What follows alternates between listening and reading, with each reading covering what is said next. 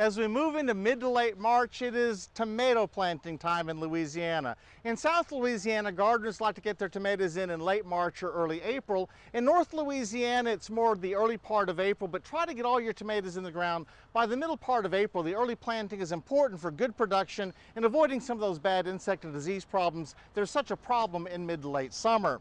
Now, there's lots of varieties at your nursery. I'm not going to tell you what varieties necessarily to plant, but do plant more than one variety. Never put all your eggs in one basket and just plant one variety of tomato. Make sure you choose nice, stocky plants. They should be relatively short, not tall and floppy, lots of dark green leaves, and not a lot of yellow leaves on the plants either.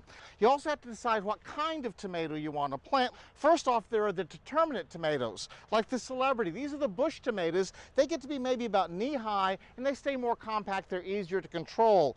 Indeterminate or vining tomatoes like this Better Boy are much taller growing, a little bit more difficult to control, but they do produce over a longer period of time and may have a larger total harvest.